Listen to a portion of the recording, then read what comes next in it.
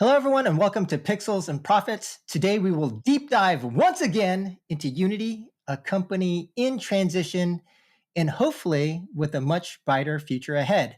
We are in the midst of a fairly extensive restructuring and with several recent announcements, especially regarding Vector.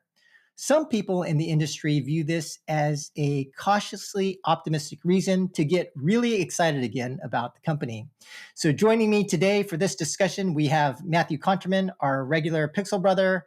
We are also down one Pixel brother though, so Brian Peganoff had to recuse himself for our discussion today for I don't know, various reasons. I don't know, not to be disclosed, maybe. I don't know. And we're also joined by Josh Chandley, who is co-founder and COO of Wildcard Games, and more importantly, one of the industry's best experts on mobile ad monetization and UA, who can speak very deeply to Unity's ad side of the business. For anyone who hasn't caught our podcast discussion about AppLovin, you should definitely catch that. But welcome, guys. Glad to have you guys on with me today.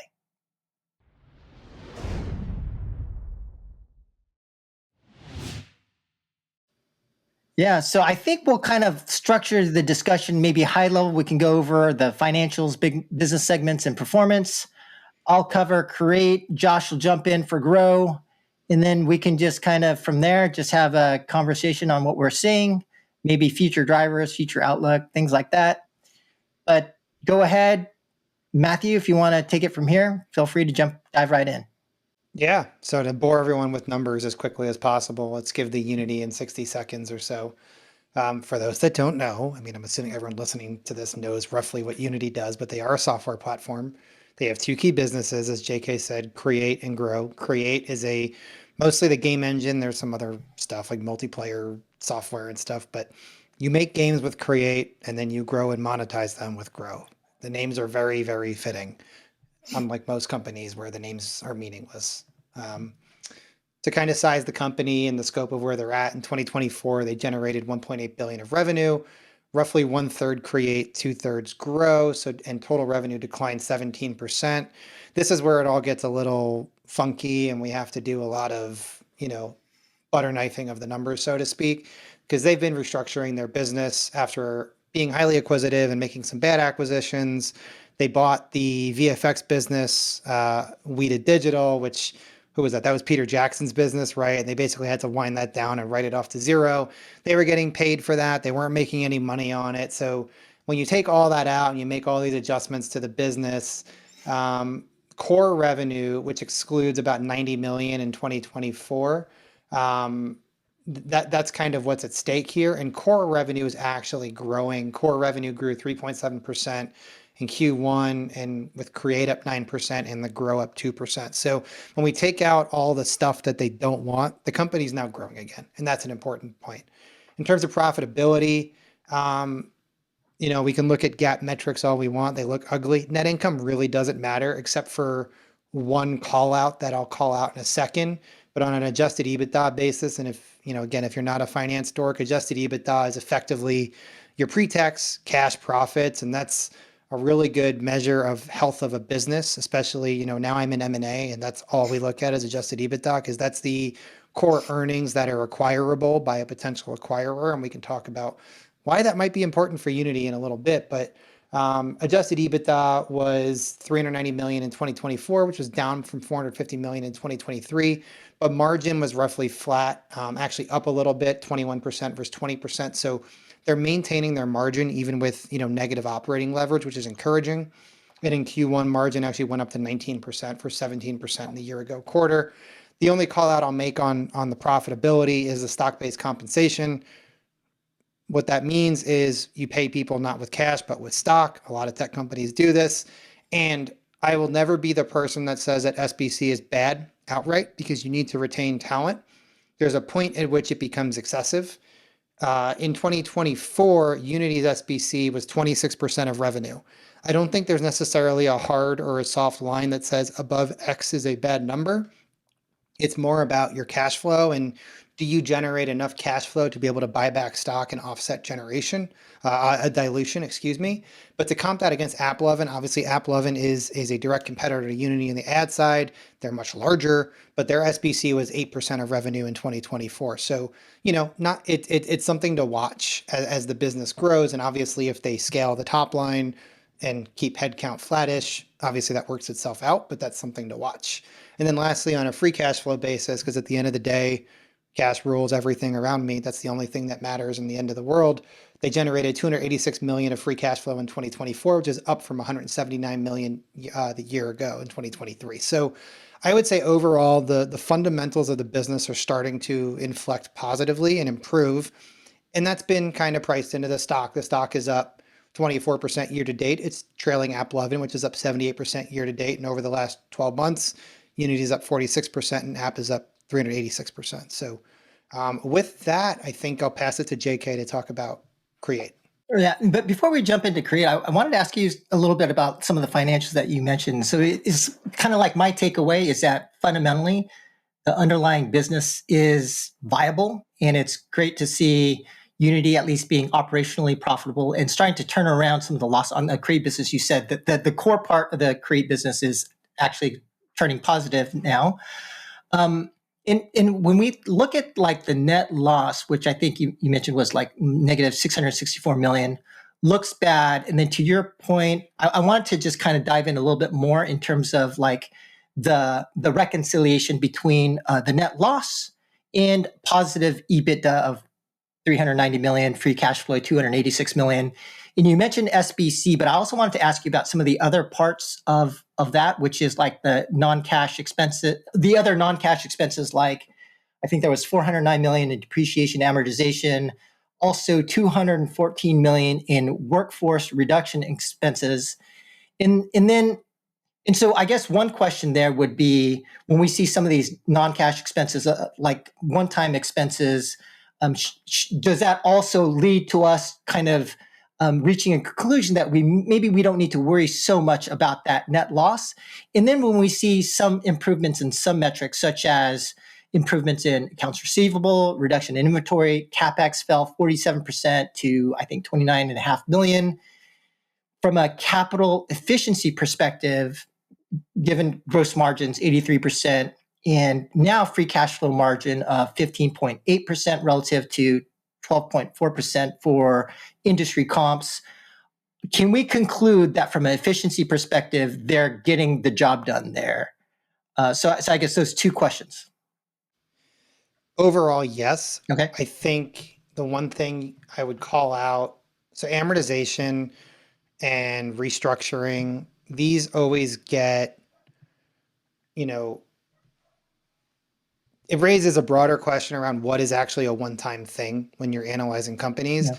I think what people try to do when they adjust, to get to EBITDA from net income is provide a cash flow proxy. And that's why something like amortization comes out, because so amortization of intangible assets is the biggest chunk of that DNA. Yep. That's, either software IP they already invested in, and now they're just getting the value out of it, or they bought the software IP in an M&A, and then they have to account for that over time. But the cash was already paid. So because the cash is already paid, I don't know if you're like a soccer fan or if people like pay attention to like European soccer, but they go through the same stuff. Like they have all these like rules around amortization versus like the cash flow and how they have to maintain profitability. It's the same concept. The cash is already out the door. You just have to account for it because of the GAAP accounting rules in a certain way. And you have to account for that over the useful life of that asset. And that's why that's there. Restructuring is one that I sometimes don't like to take out when I look at companies, especially if they're companies like Cisco's notorious for this. Like anyone that follows kind of the Jack Welch GE model of, we lay off the bottom 10%, 5% every year or whatever. If you do that, well, then restructuring is not a one-time expense because you're doing it every year, right? And so I do think that like in this case, it definitely is one time. They did a big cut, right? They did that, the deeper surgery. But I do think that's also a question mark that a lot of financial analysts kind of look at and say, well, is this really a one-time thing that we should take out? Or is this more of a structural, ongoing, recurring expense that we should not take out? Right. Josh, did you have any Any comments on the overall picture before we dive into create and grow specifically? Yeah, but it's really about the balance between those two at a high level. I find that one of the interesting pieces of, I guess, transition debts that they have is that, like, I view this as, like, Unity is not an engine company in my mind. Unity is an ad network at this point. And yet, so much of the activity, whether it's the restructurings or the divestiture of bad assets, it's all around things to do with the engine still. And I think that's really interesting because it's not where the future revenue growth is of the company. It's not where, like, I mean, right now, I believe, Matthew, it's like 2/3 of revenue comes from Grow. There's no direct data, but probably a lot more than 2/3 of the actual profit, like the EBITDA, comes from Grow. And if Unity is going to grow like itself to like 3x revenue, almost all of that revenue growth is going to come from Unity Grow. Um, and so I think it's a really interesting position they find themselves in, where they're restructuring the past to create the future, but they're in completely different segments. And so it's just an interesting distraction, or like a challenge, I suppose. I think we should circle back to the business model of create. And maybe, I don't know if we want to go into that just now, if you wanted to go deeper into that first, JK, but it's an interesting parallel when you comp them directly to to Unreal, to Epic, right? You know, and I worked on this when I was working with Matthew Ball several years ago, and even then we had the same conclusion that Unity's pricing model fundamentally limits its end market growth. They can never fully capture the TAM of gaming, the metaverse, immersive experience, whatever term you want to call it. Whereas Epic can fundamentally scale its business with the growth of those end markets because of their pricing model, right?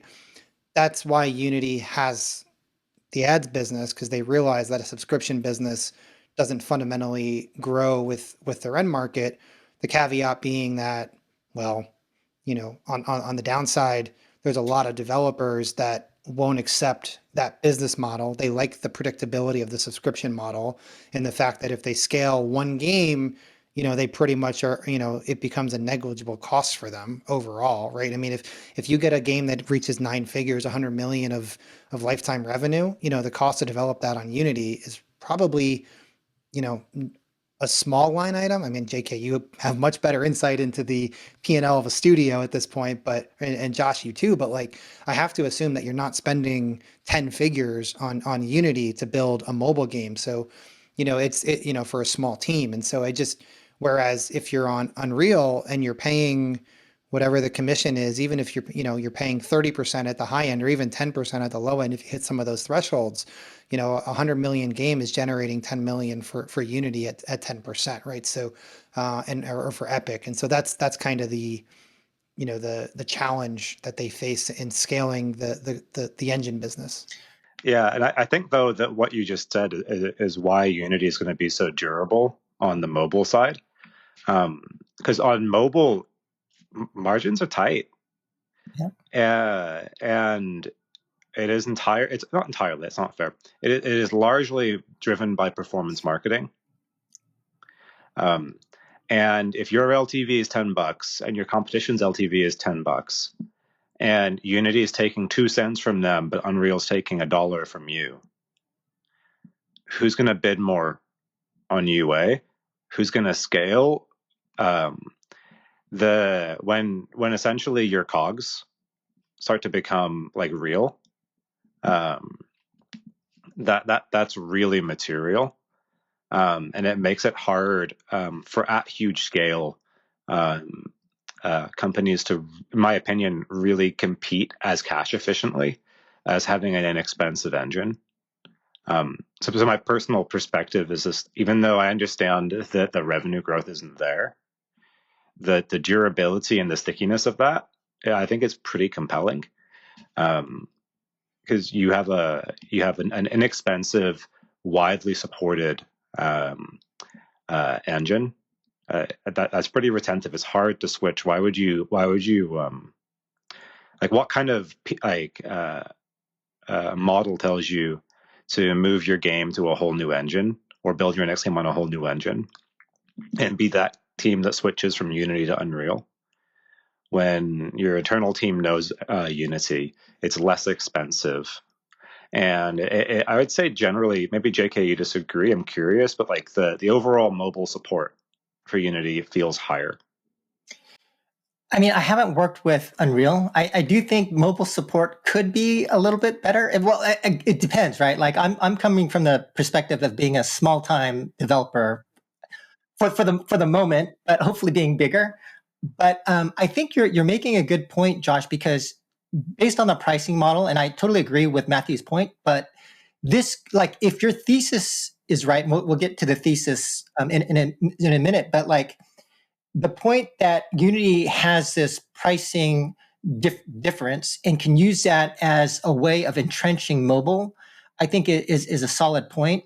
And just wanted to dive into your the thesis that you were stating about how Unity isn't really a game engine. And I think like your point there is really that if you look at the potential upside or TAM of ads relative to the game engine business, and if you see what AppLovin has done, that if you could leverage Create and the engine side of the business to help synergize the ads business, which to date they have not done yet, but is a potential opportunity, then you would see Create as more as a lever to help grow the growth side of the business rather than as something that you really need to optimize, because where the real bigger opportunity is on the growth side. Is that a fair characterization of what you're saying, Josh? Yeah, I think you jumped to the logical conclusion perfectly. I mean, if the engine can accelerate grow in the same way, for instance, Max accelerated AppLovin UA. Right. I mean, open secret, what does Max cost developers? Negative money. AppLovin pays you to use it because the data that they get is so valuable. And so if the engine is free and they lose a third of their revenue, but the other 2/3 triples, what does that do to the business? Right. Like, I was actually about to go there and say how much I does that wouldn't even be matter? surprised. Yeah. I was about to say I wouldn't be surprised that at some point they either stop charging for the engine altogether or do some sort of rebates. Like right now they need the cash flow, whatever cash flow that engine business generates, because the scale of the business. But if grow triples, I don't know, I'm just hypothetical. I don't think it's a likely scenario in the next 5 years, but if they're super successful, everything works and grow as a 5 billion run rate business, they don't need to be charging for the engine anymore to maintain the core business, right? Or they can use incentives to lock you in. And so I think to Josh's point exactly, that's a place where, I do think that if they get the operating leverage on the growth side, they open up a lot of opportunities to how they want to manage, create, go to market. And when I talk about the Unreal conversation, I fully recognize that it's Pandora's box and it's a can of worms, and we're past it ever being realistic for them to change the pricing model there to a commission rate, because part of the reason people use it is because of that, and there's predictability in the cost structure. But it's just an interesting conversation nonetheless. Okay. And I assume like the more interesting conversation for our audience is going to be when we get to the growth side. But just to provide the full picture, I can deep dive now into Create. And so we can start there. Now, Create, as Matthew mentioned, it was about a third of the revenue. I think more specifically, it's $614 million in revenue to Unity. However, this is a fairly significant revenue drop in 2024 at that 614 million revenue level from 2023 when it was 859 million. So a fairly painful 28.5% decline in revenue. Create now represents, as Matthew stated, about a third of the revenue, in more specifically 33.9% of total revenue in 24, but that's down from 39.3% in 23 and 51.5% in 2022. So Create has been in a little bit of trouble. Many of us know why. And that not only has to do with the runtime fee sort of fiasco and loss of trust, but fundamentally, even before runtime fees, I will say anecdotally, and Josh, you feel free to call me out if you saw something different. But it did seem like even before then, there were increasingly more mobile game studios jumping over to Unreal from Unity, and especially on the HD side. And this is something that you touched upon, Josh, in terms of mobile versus HD. But certainly, the HD side is much more advantaged to Unreal relative to Unity than on the mobile side. And I know a number of folks. I talked to a bunch of people on the tech leadership side and who are CEOs in a number of at a number of game studios, and they basically tell me Unity isn't really a viable option for them, at least on the HD side for right now. And hopefully, Unity can be more competitive on the HD side. So that's sort of the situation there. But just to be fair, Matthew also mentioned that if you look at the core part of Create, that actually has turned around now, and that's growing. And part of the reason why we're still seeing some decline is because if we're comparing apples to apples in terms of the main engine business, we did have other parts of revenue being accounted for on the Create side of the business. Matthew mentioned the closure of Weta Digital, and there was a termination of a Weta FX agreement that was responsible for like $99 million in Q4 of 2023. So comparing apples to apples in terms of Create, the decline is more like 20% from 23 to 24. And then I think if you were to, and maybe the number you mentioned, Matthew, in terms of that 3% is just looking at more specifically the engine side of the business. So that's So in 2024, the strategic revenue, so the core revenue from Create, actually grew 8% year over year. To put it in perspective, the non-strategic stuff was 368 million in 2023, and it was 81 million in 2024. So they're taking it all out of the business, and I think most of that is expected to be gone this year as well. So, when the top line gets shrunk pretty quickly because of that, but again, if you look at the bottom line, they didn't lose any operating leverage. They weren't making any money on that revenue. That's the bottom line there. Okay. So that kind of takes us to where we are today from a financials perspective. And, in terms of like a more recent update, Unity is now, however, claiming a strong victory with the launch of Unity 6, reported 43% of active users migrating over from the previous versions of Unity. And as we've mentioned a few times now, the core part of Create, and as a customer, I'm sure Josh and I are both happy that there's been improvements on that side of the business. But just to kind of recap some of the major changes that have occurred on that side of the business. So as Matthew already mentioned, they've discontinued non-strategic Create products. So there has been a rationalization on the Create product lineup, including Weta Digital. They're refocusing on core developer tools. There was the layoffs, 25% workforce reduction overall, but certainly affected Create to hopefully streamline operations and improve profitability. And I can speak to a little bit more of what I felt was a necessity for that to happen a little later. As mentioned, Unity 6 was launched, which featured major performance stability and arguably multiplayer improvements, although I personally would submit that the netcode strategy and execution is still a little bit of a mess. They canceled the planned runtime fee scheme and reverted to subscription-only pricing. And what we've also seen is increased R&D focus on three areas: AI, product stability, and data analytics. And so one thing we don't mention is that there had historically been a lot of talk about Unity being used by non-gaming industries. And at least on that side, that's up 50% year over year in Q4 of 24. I would say those are the main things. 1.5 is 50% more than 1. It's still nothing. I guess that's right. So also probably just a couple of last things to note is that they have updated their editor terms for greater developer trust and transparency, which I'm not that worried about, but certainly a lot of people I talked to did feel like the whole runtime fee scheme was, kind of a significant issue for them. And finally, they shifted their M&A strategy to focus on integrating past acquisitions rather than going out and just looking for growth anywhere.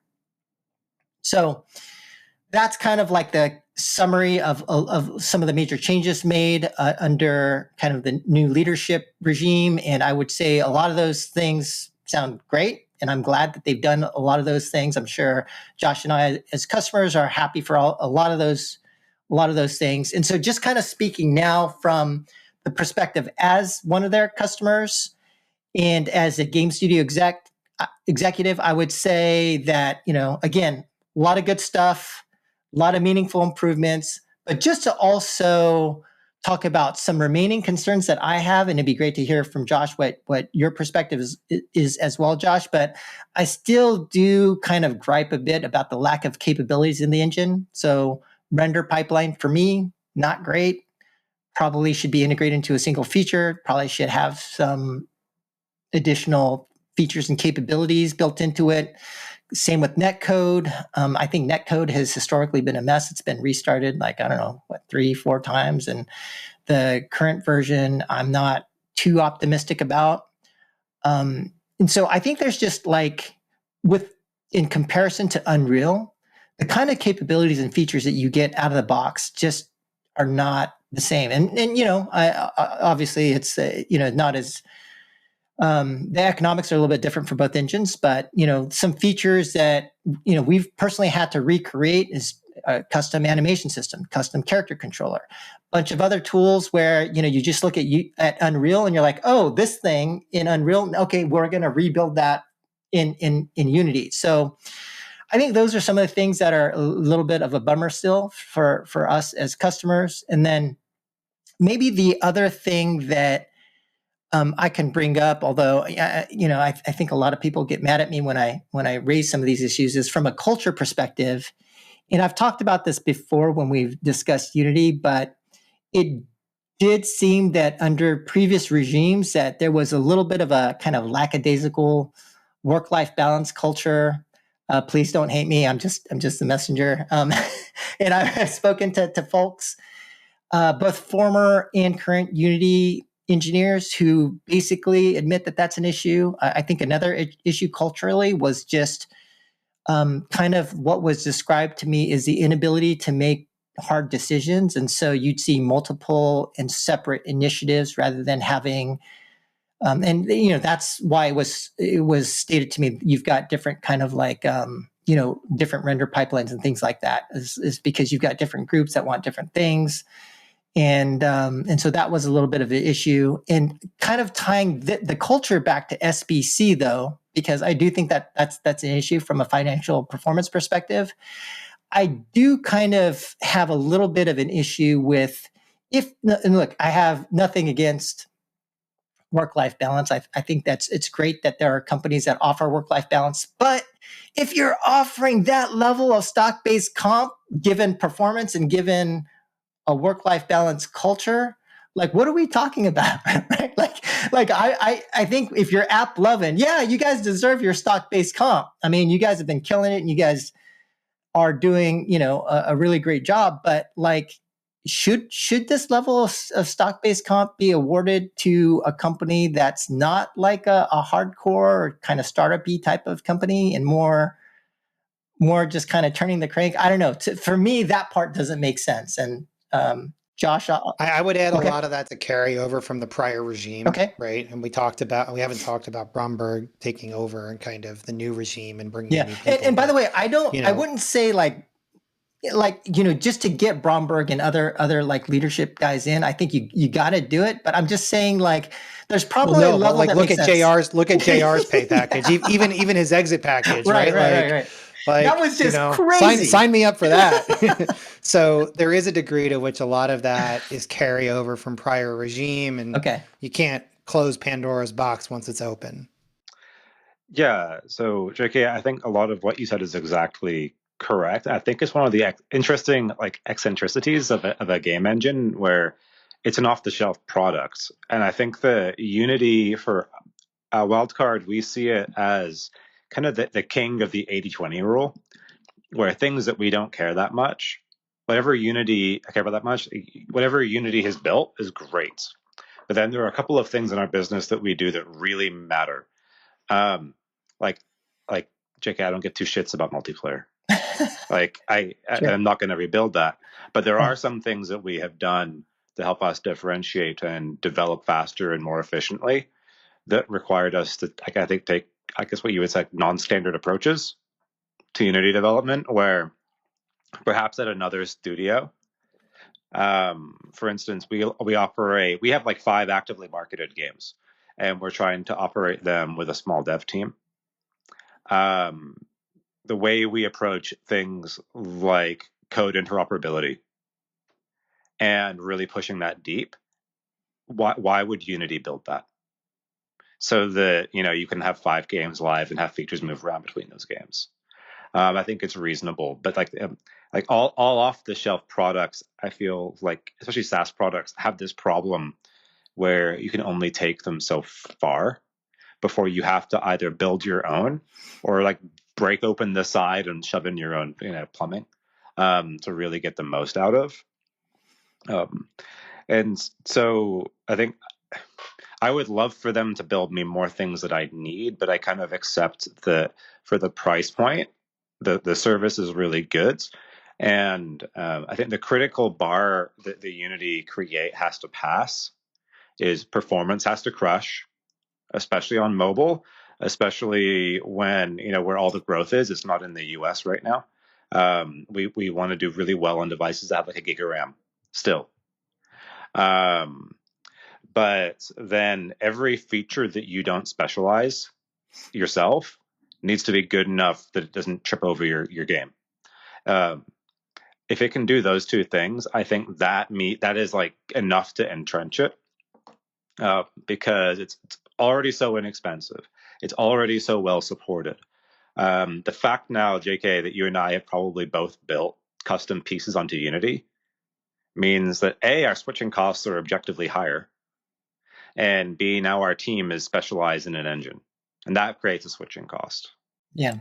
And maybe one thing I can also just kind of highlight for the audience and is that what I said was true about how anecdotally a lot of the people I know were jumping over to Unreal, but I would say also more recently, I'm seeing a number of people jump back to Unity. And the reason why is they're like low-end device optimization.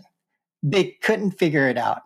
And like, but then, you point to some Timmy games and you're like, look at these guys, they did it. Yeah, with their freaking, 300 person team of some of the best tech guys in the world, they did it. So I do think that that's one other caveat for some of these guys jumping over to Unreal is like, if you do need lower end device optimization, it's still not that easy. And so that would be a reason why I still think Unity does have the opportunity, whether it's from that angle or from the pricing model angle, to really kind of double down and entrench mobile developers. Yeah, I totally agree. And to your point about like trust and transparency, I think it's really interesting. I think that the scar tissue from Runtime is still playing out in interesting ways. Personally, I think the data, like I'm just going to call it like trust and transparency, I think is the term you used. I actually, honestly, I think it's a misstep. The amount of backlash that they have received from the runtime fees, it was huge, but it was never really, at least to me, about, oh my God, they're taking our runtime data. It was, oh my God, they're going to charge us a lot more money. It's not clear how much they're going to charge us. It could take us below profitability because right now the market's really bad for us. What the fuck? Basically is like, what do we do? And so like, if you want to scare a business, tell them they're going to have costs that could theoretically be like 5% of their revenue, but don't, and then inject maximum uncertainty. Like if you want to piss off your customers, that's a powerful tactic, but it has nothing to do with data. Yeah. Well, I do think for certain Go ahead. for certain kinds of developers, right? For the hyper casual guys, low ARPU players. I think that the per install fees really like turned some people's economics completely upside down. Especially when they were going to count an app update as an install, right? Because every time you update it, but that's But there was no commitment to that. There was no like this is the firm like to anything really. There was an announced like this is that kind of plan. But like you can say this is your plan, but it's not actually your plan until you like make me pay it. That's Right. until I sign the thing, it ain't the plan. So it was very, very weird. Yeah, so I agree with you, Josh. Like there was an overreaction, but at the same time, there were certain studios who, like, I mean, you know, imagine you just tell somebody, okay, I'm putting you out of business right now. Then of course they're going to freak out. They're going to be like, oh my God, you run the, you know, you run the model and see what the impact is. And you're like, holy shit, I went from having a profitable business to now we're going to have to shut down. Yeah. So, and so I think like the messaging on that and the way that they executed like the customer feedback for that was probably not great. But at the same time, I don't really hold, you know, I'm not as mad at Unity as a lot of other people are. I'm just like, okay, I mean, people make mistakes. Let's move on. So I strongly agree. I wasn't really that mad because I assumed there would be softening. I never assumed it would go away. That was a surprise for me. But yeah, I don't particularly hold any ill will. I know that there's a lot of that still in the ecosystem. I have this weird status of being a mobile game person in Seattle, where there is no mobile gaming; it's all AAA console. And so when you go to that space, there's a lot more negative feelings towards Unity. But realistically, those customers are also their least valuable by revenue. All their best customers are on mobile, because those customers cross buy into grow, and that's where you can have a really powerful growing relationship. And to your point earlier, JK, if the create business can be something that helps the grow business grow. I don't like saying, but you know what I mean. It's grow squared. Yeah, exactly. If it can grow, the market you want to double down on is mobile, and what you want to look at is a model much more like MAX and AppLovin App Discovery, right? Where there's really high quality data sharing in exchange for that amazing price. I think they'd be crazy not to do that.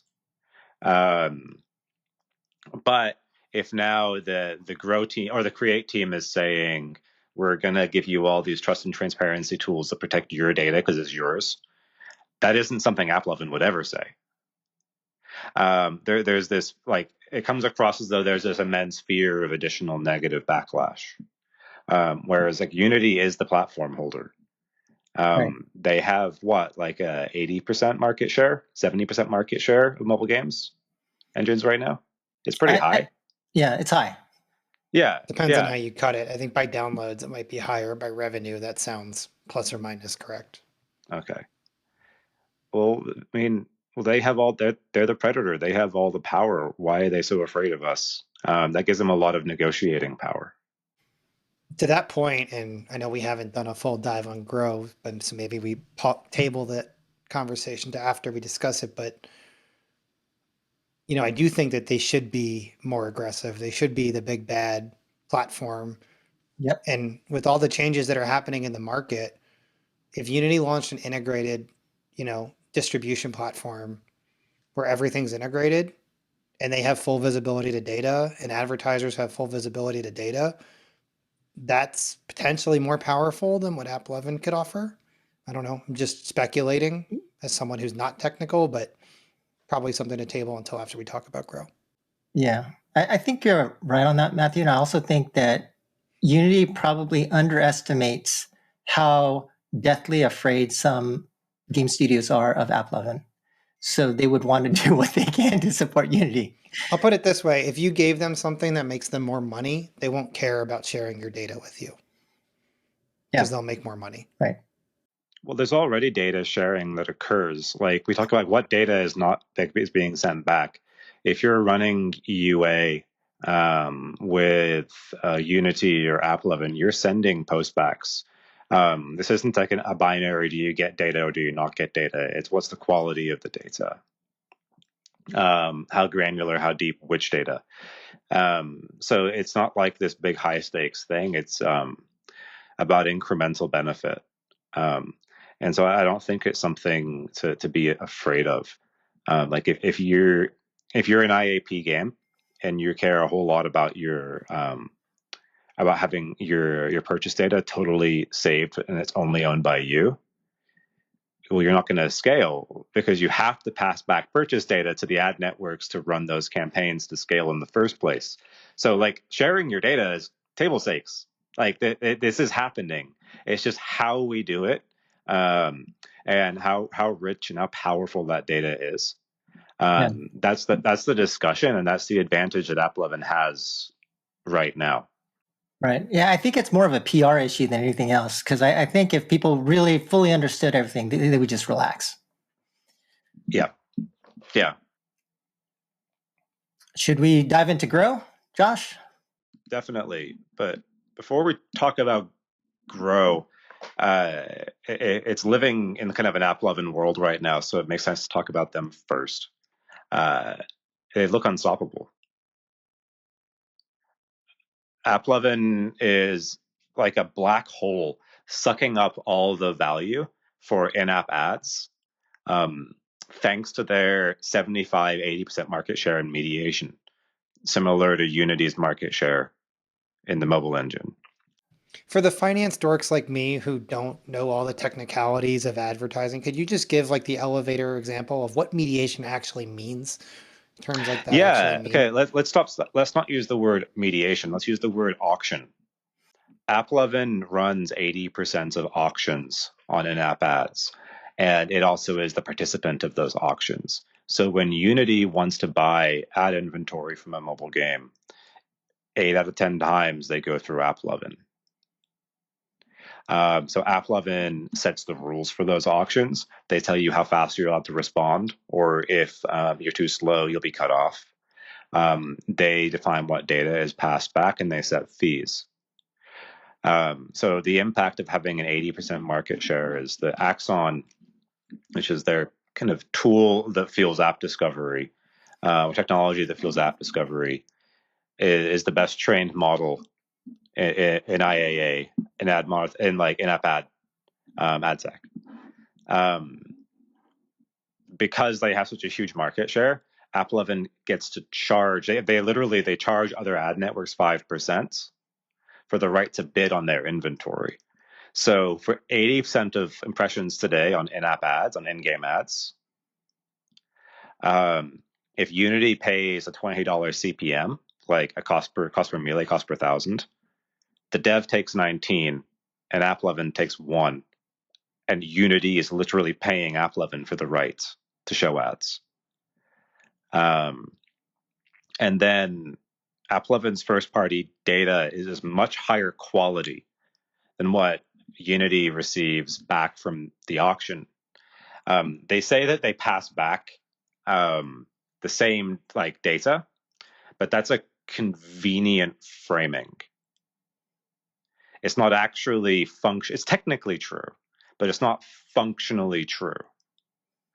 For example, if you pass back an ad impression happened and it had a $10 CPM, which means it was a penny.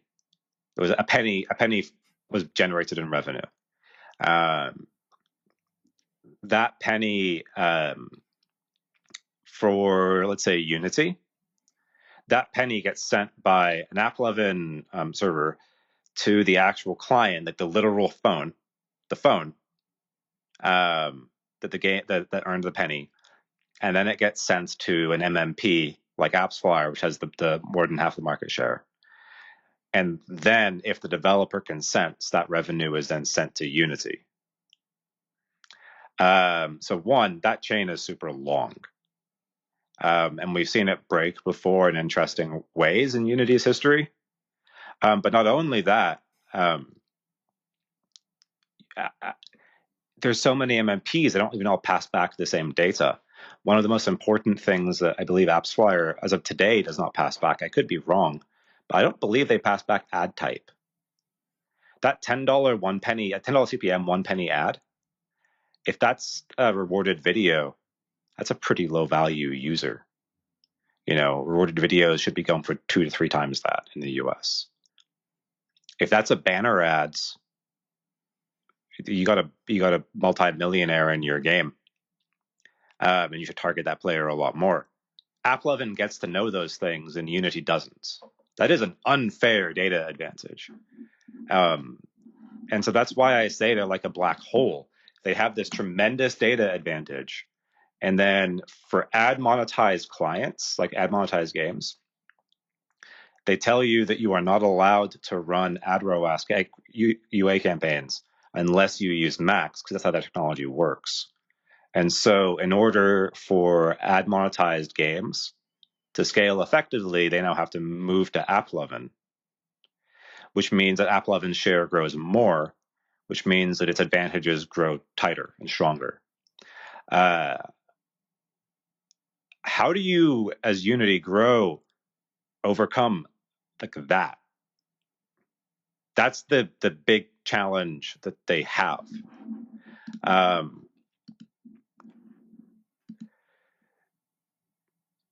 That's a big ask.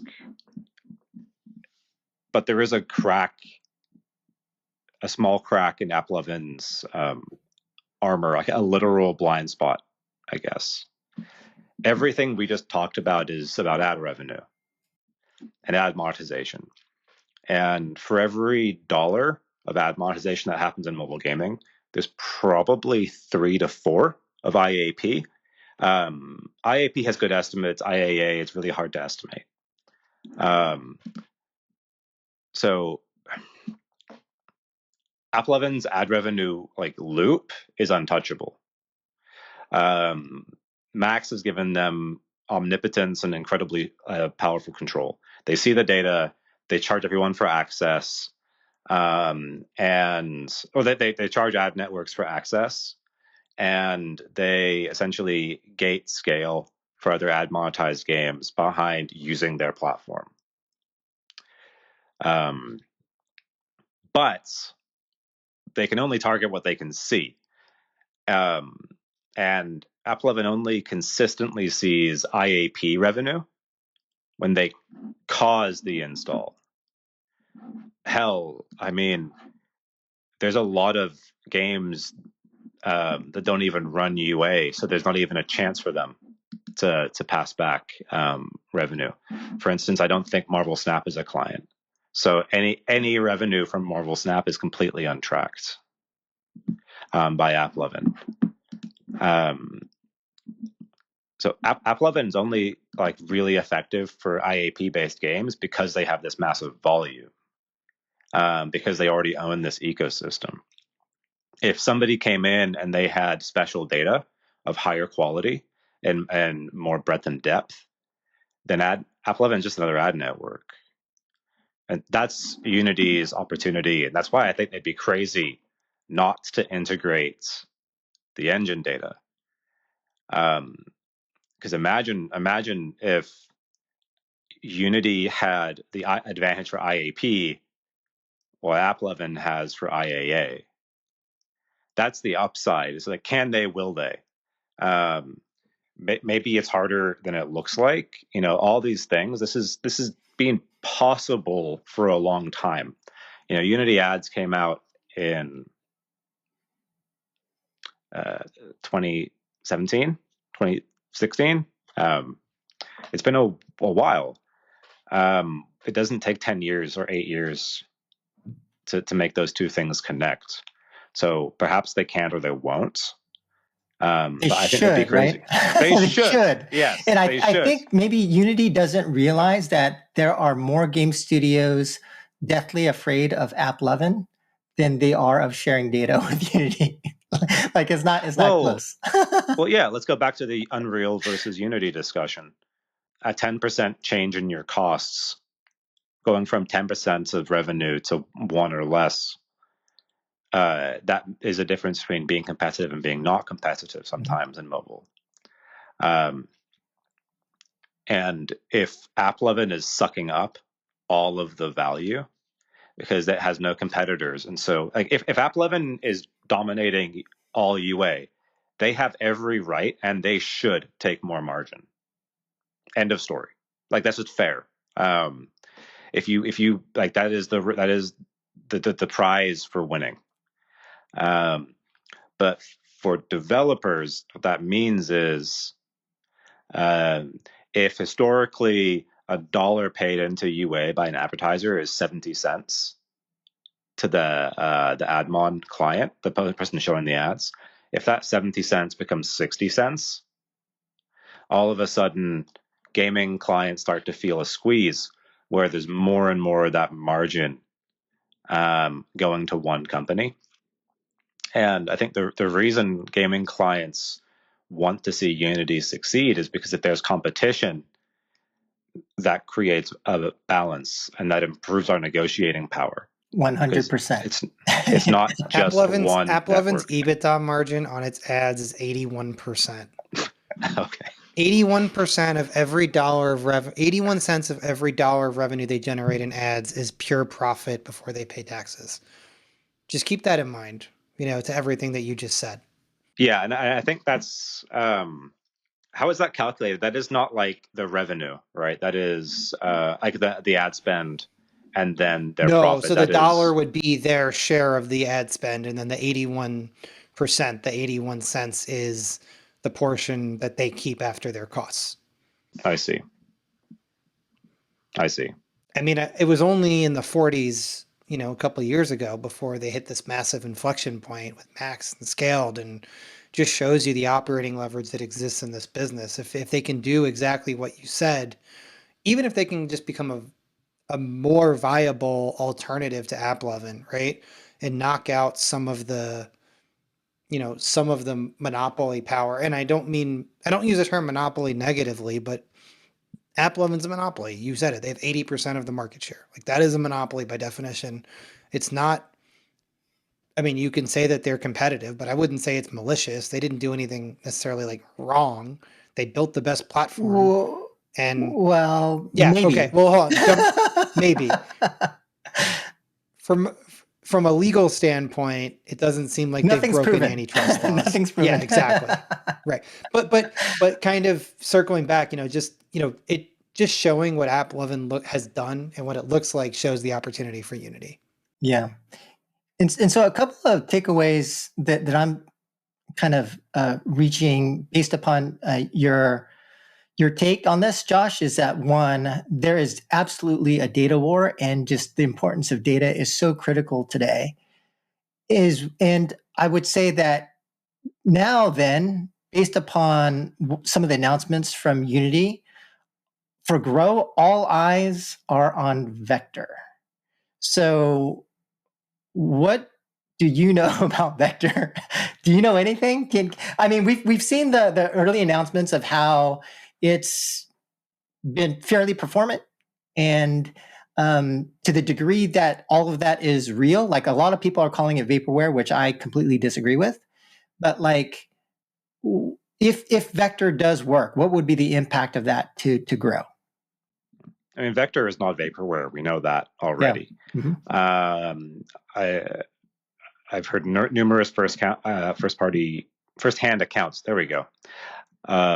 Of IAP campaigns and people running IAP campaigns where they've seen 15 to 20% uplift. That's great. Too bad on Max, AppLovin is 10x. So going from 1 to 1.2 isn't enough. I think that there's good and there's bad. It's unclear how,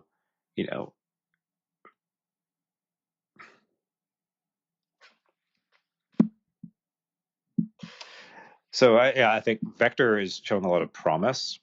One thing we forget is that Unity Grow actually has two ad networks, Unity and Iron Source, and it's unclear how much investment is being made into ironSource. And so I think the initial gains could probably appear muted, because how much can you grow without hurting that other ad network? Until you start to really chip in and take away from AppLovin directly, it will be hard. I think that Unity ads has always been a pretty solid like an ad ROAS company. I think a lot of people have been on either side of ironSource or Unity for IAP ROAS, where both have been good, and it can kind of depend. And so I don't have any data on this, but I wonder on where their strength is coming from.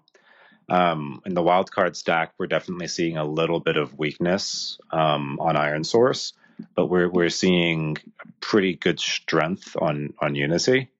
It's too early to give really stat-sig data, but like low to mid double-digit growth in share of voice, which is really strong. But they're still very small. Vector itself, I feel optimistic, but there's a lot of ifs. I think the approach is fresh. I think it's good that they're rebuilding the engine from scratch. The leadership on the team is phenomenal. The leadership, the people are strong. The execution is like, let's go back to talking about Axon 2. When Axon 2 rolled out, AppLovin's opening move was to tank CPMs, stop buying everything, and perform so badly that their directions to Max clients like myself was to lean on Unity and other ad networks to fill the gap while they're not bidding effectively. So that's the Axon 2 rollout. And the Vector rollout is 15-20% uplift almost straight away. That's pretty promising. It's just the first step, but it's pretty promising. And so all the fundamentals of what we're seeing are, if this was 3 or 4 years ago, this would be crazy. But it's not 3 or 4 years ago. It's today. And so how do they overcome a 10x delta on Max? That's just an incredibly large challenge. And we don't really understand what data sets they're going to integrate. If they were able to, or chose to, whatever word you want to use, integrate engine data, I think that would be a huge advantage, especially from just raw purchase signal.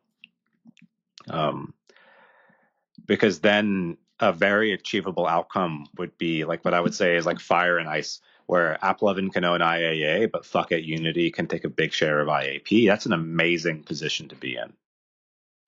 And they're not there today. And you can see how that story starts to like compound on itself, where all of a sudden, if Unity and AppLovin become more evenly mixed, and Unity gains scale, that will help their IAA business, their ad monetized business. And if that grows, they can start to pull away clients from Max to level play again. And then that becomes a very interesting discussion too, and it starts to show that's that crack in AppLovin's armor. But those are just like a very long chain of ifs, and the company has a history of execution problems, to be frank. So can this business execute?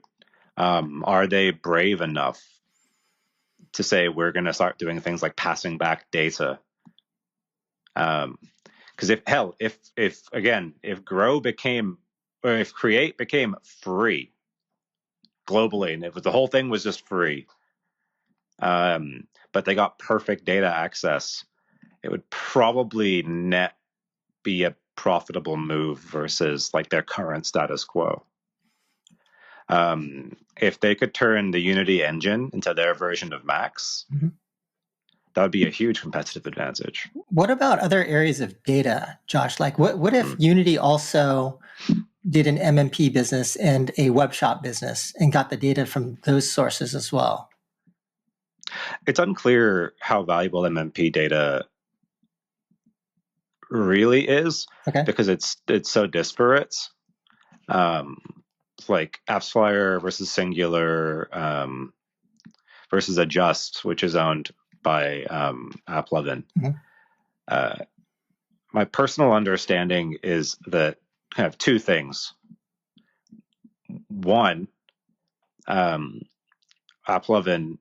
who is hyper aggressive, is not like non-consensually taking Adjust data and using it in their models, as far as we know.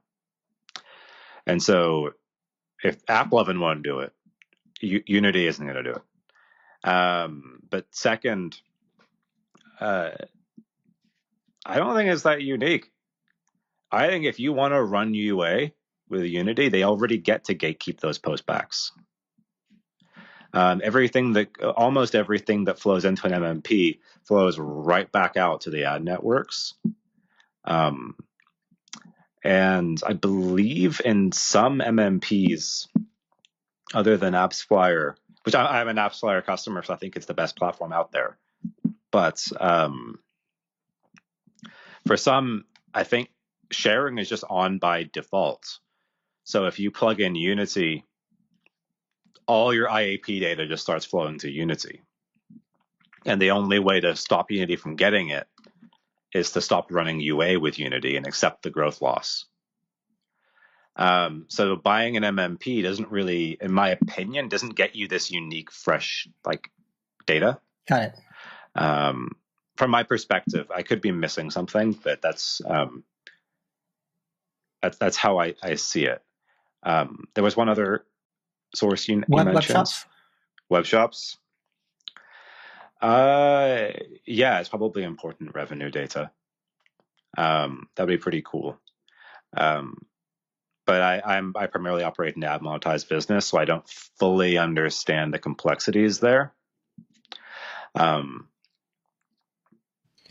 I mean, to that point, go ahead. Like, is there any reason that Unity couldn't stand up an app store, right, with more privileged data than what the other app stores are giving you and other networks are giving you in IAP, right? If they know who's spending, they could theoretically make that information available. We all had the huge shitstorm when IDFAs went away, right? Unity has similar data, right? Who is spending? You could go whale hunting again, right? It makes a lot of those business models potentially more profitable or viable again. And JK, you could also, because it's all unbundled now, right? Apple and Google are not the only game in town, so to speak. And so they could stand up their own distribution platform with all the privileged data, with competitive, commission rates and pricing terms, where they monetize it on the back end with the other stuff that Josh is describing. Is there a reason that can't work? Is there a reason that can't work? I guess is my question. Like I'm not a technical person here. I mean, it's definitely doable. I think getting your app store onto the device is the hard part. The ones that are the highest scale that I'm aware of, they have that carrier relationship. And that's they don't have the distribution to do that. They don't have the distribution advantage to get there, from my perspective. So maybe they should partner with Epic. Epic. Yeah. Well, no, like Epic's advantage is Epic's advantage is download the Unreal, the Epic Games mobile app store, and we'll give you V-Bucks, right, for Fortnite, right? That's Epic's advantage, or we'll give you credit for spending, whatever. I guess they could do that too, right? They could say, we've got these launch partners and we'll give you $10 to spend for free if you download our app and create an account, right? I don't know. Yeah, I mean, it's expensive. It's a long-term investment. I think if you can crush it with an ad network, who cares where the revenue is flowing from? You just take. I think what's more important is to make sure that those data pipes, wherever they are, whether it's web stores, new app stores, whatever it is to make sure that you have a high fidelity, as first party as possible data pipeline, because that means that you can define and maximize and make sure the data you're getting is clean and reliable. If you can accomplish that, then it's incredibly powerful. The having your own app store,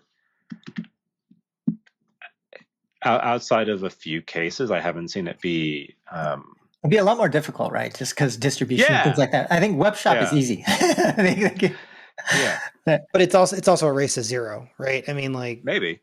I mean, it makes purchasing more accessible. I think that there's going to be, somewhat of an increase in margins for purchase-based games that may or may not just go straight back into the ad networks. Who knows? But what's really cool is it's not a technology change; it's a distribution change, and it's really hard to understand, is there more innovation that could come from the fact that now we've changed the relationship with our customer, specifically around the monetization point. I'm really curious to see what happens there over the next few years, because the idea of, well, you're just doing the same thing but in a different place now, that's like V0.1. What happens when it's like, well, no, now you can have a purchase relationship anywhere. Now you can have a relationship with your customer anywhere that can convert immediately anywhere. What does that unlock? Where will, like, Western or Eastern or whoever your target market is, where will that find traction? I think it's pretty interesting, and that might make the app stores less valuable, like alternative app stores less valuable. All right. Well, maybe we could wrap this discussion by just talking future outlook for Unity. What are your thoughts in terms of where they could potentially get additional growth, or just your general thoughts in terms of how they will be faring in the next 2 to 3 years? Well, to that point, I was going to ask Josh about everything you just described, right? The blind spot for AppLovin, Unity's opportunity, but we know they have execution issues. We have new leadership now, right? They have had in the past, and they have not necessarily done a lot to disprove that until they do. That's right. Right. And so, not saying you have to put a specific number on it, but like, what do you think the chances are of them actually being successful at doing it? Right? Is it 20%? Is it 5%? Is it 50%? Because I think that changes how you think about Unity going forwards. Yeah. I can confidently say that I have absolutely no idea. The reason it's so hard is because of the number of ifs in the statement. And I call them ifs, but that's actually a horrible descriptor because ifs are binary. And let's say they start passing back richer data. That's a spectrum. Let's say they start passing back other data sets that they have because they have a lot of businesses, even Iron Source. That's a spectrum. How effectively can they connect, for instance, let's say a level play? Can they at all? There's so many shades of gray. It's just the law of math and compounding. Yeah. Even if it's 99% success rate at each step, you do it 10 times and you're down to 90% success rate. Yeah. And so it's very hard to tell. And then how does that ultimately stack up against AppLovin, where I think with the size of their market share and their advantage, is that something where AppLovin is going to prioritize their market share and they will surrender margin to keep their market share? Or is that something where they're going to maintain their margin and just surrender some market share? I don't know. That's so many variables. And I think that what's going to be interesting is seeing over the rest of the year what happens with Vector, and seeing that story slowly zoom in. Because like all I can really say right now is it's a coin flip. Um, and as I say with my team, I say it's a coin flip when I have no idea. And it's unknowable. I am cautiously optimistic. I'm actually feeling like Unity has, like, they have a lot to gain here, and it's like there's a, I would say there's a very high ceiling, and the floor. I mean, they're close to the floor already. And so I think not only from, and I understand that most of their ability to grow revenue is going to be from grow. I totally understood. I totally understood that on the create side, there's some limitations, but I also think that when it comes to like new opportunities for them, even like on the create side with AI and things of that nature, and there's a reason why AI is like impacting game development last. A lot of nerdy reasons we don't need to go into, but like, and why more production code has gone into like web developed applications and more web SaaS based companies. But I will say, like, there's some technical challenges that will soon get addressed, like the ability of Gen AI to address languages that are statically typed and things of that nature. And I think like the AI has to go within Unity, right? Within the engine, I believe. So I think there's going to be a lot of ways for Unity to potentially additionally monetize create users, which is, you know, marginally better, and to the extent that they can lock in and entrench mobile customers to the points that we've already discussed. I think that's better. And then if they do that, and I think the main point you're subtly discussing, Josh, about sharing data, but I think once they go whole hog into that, I'm assuming, but if they do, then I think we're really going to start to unlock more powerful opportunities on the growth side. And I do think that from my perspective, a lot of us are afraid of AppLovin. We want Unity to succeed.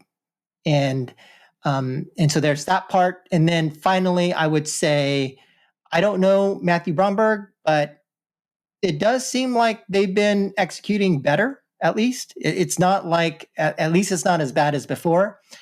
I haven't done a check in with some of the folks that I have known there, but you know, before it was bad. Before it was like, you know, the guys I knew were working 3 jobs, and they're like, oh yeah, I work at Unity too, but whatever, I don't really care about my work. Things like that. Like there were a lot of people I talked to like that. So if they can fix that and just like earn their stock-based comp, right? If they can get there, then I think Unity has a lot of room to improve and grow. I think The only two things, sorry, I was just going to say the only two things I'll say, and this is because I'm saying it from the stock market perspective, because that's the world that I live in here. The financial perspective is when the stock was at like $15 2 months ago, I think everything you guys are saying is encouraging enough to say, to get enthusiastic and take a flyer on a stock, right? And I But did now it's say at at that 20. time to our personal Yeah. group, I said, buy, Yeah, yeah, yeah.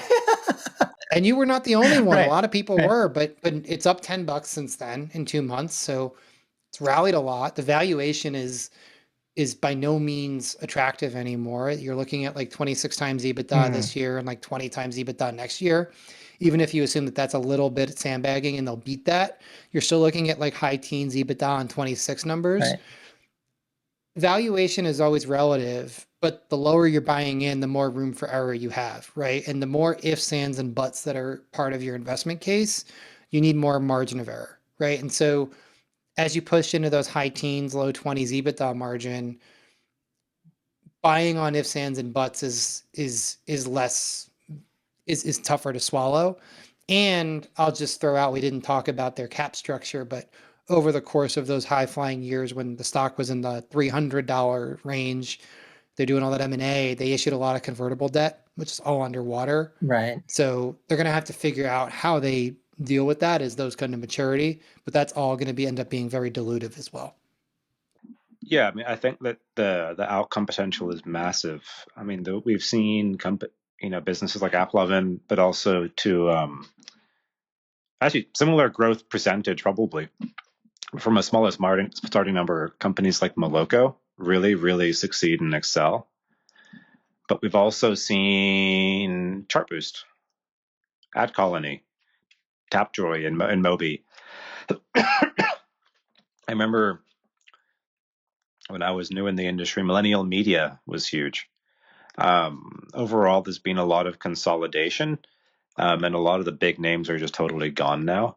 And a lot of those companies, especially I remember Chartboost was super promising, super hyped, and if they can do a couple of things, it would be massive. Uh, the range of outcomes. This is like a really interesting inflection point. So what So you're like saying is Zynga needs to buy Unity. that'd be Sorry, interesting. that That would be was a bad very Zynga. interesting. That was a bad Zynga chart boost joke. I'm sorry. That was when Zynga ran out of things to point to for growth. So no, we're gonna be a content fortress, right? That was back when content fortress was in the It was a lexicon and they thing. bought chart boost. I'm sorry. I'm making a bad joke. Yeah, I have no idea what's going to happen. I would love, as a a mobile game studio business owner, I would love to have more competition on the ad network side, but it really does have to be earned with performance. So we'll see what the next year holds for us.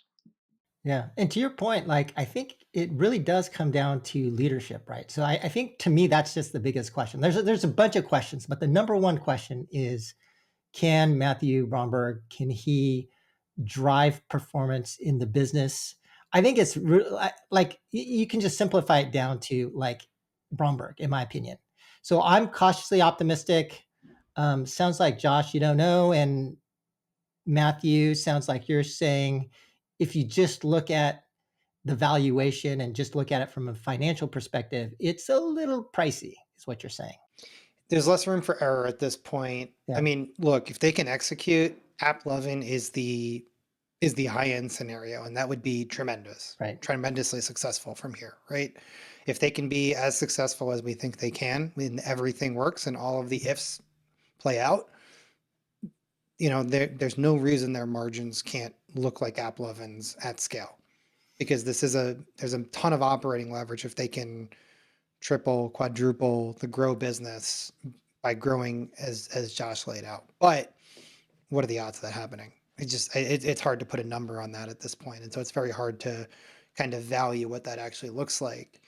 I think the other thing that maybe we wanted to talk about, but probably is low odds as well, is would someone ever acquire Unity? I think the odds of Unity getting acquired have gone down a lot. I thought they were higher entering 2024 when they had fired JR and they brought in the temporary CEO to put lipstick on the pig. Yeah. I thought that was the time to sell it. And honestly, I thought that Xbox would have been the logical buyer at the time.